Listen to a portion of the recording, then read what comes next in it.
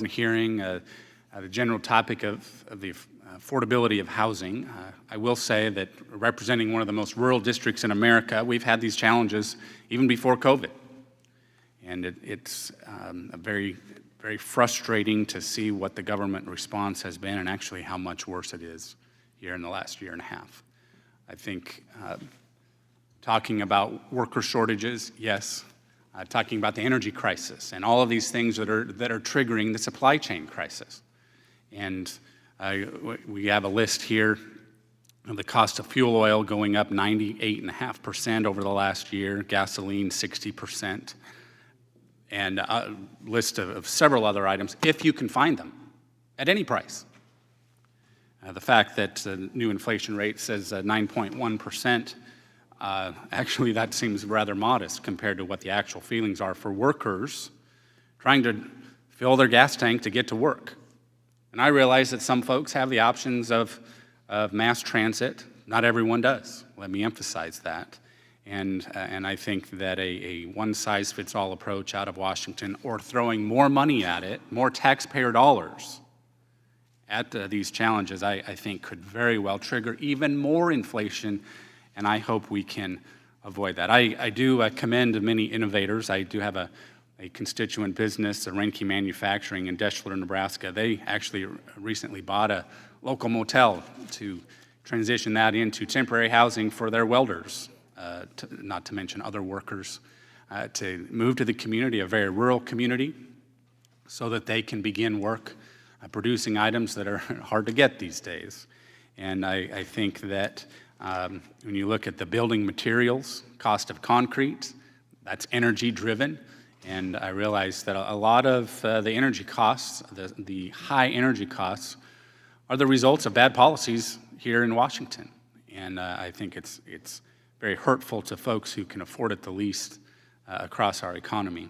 We've heard about here in the discussion today, passing reference to available capital, whether it's the occupants of housing, whether it's developers, whether it's tax incentives, but boil it down to available capital, and I think there's a lot more we could do to discuss issues such as that. But I think we need to be very careful about using even more taxpayer dollars to attempt to address this when it will likely do more damage than help the actual problem. And we are now looking at tax hike proposals over there in the Senate. There's this 3.8% surtax on small businesses and farms and ranches that the Senate is considering. I think that would be disastrous. That would be the opposite thing we ought to do if we want to see more affordable housing, among other products in our economy, and look at available capital that can do far more to address the problems. We need to fix EBITDA, to ensure the interest expense on home construction is fully deductible.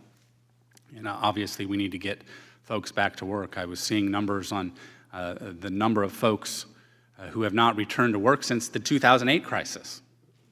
And I think we need to be mindful of that. I salute folks like the Arizona Home Builders Association, who has a program. We had a hearing about this when I chaired the Human Resources Subcommittee, that they stood up a training program in the prison system for workers in the building trades. And we had a great bipartisan hearing, a hearing from former inmates themselves who have benefited. And so actually these workers, let me elaborate, they had multiple job offers and increasing wages right after they were released from prison once they got into that job position, though. I know that the Associated General Contractors in my district, they are major funders of a heavy equipment program at a community college in Hastings, Nebraska. The students come out of that program with multiple and substantial job offers, I might add, and that is a collaborative approach that I think has been especially productive. Very briefly, Mr. Pinto, could you've had a very comprehensive view of the housing market. Could you discuss what the impact of tax increases and worker shortages would be on actual home prices? Thank you for that question. You mentioned the possible expansion of the net investment income tax to net business income. Anything that increases marginal tax rates including these stealth provisions that are sort of hidden and then they spring on top of other marginal tax rates, are counterproductive. And they're doubly counterproductive when applied to small business owners, a key driver of economic growth and jobs. But this would hit new construction particularly hard. 63% of all home builders and 2 out of 3 specialty trade contractors generate less than $1 million a year in total business receipts, according to the NAHB. So this would just really decimate the housing industry, and it doesn't need that, given we need more supply, not less.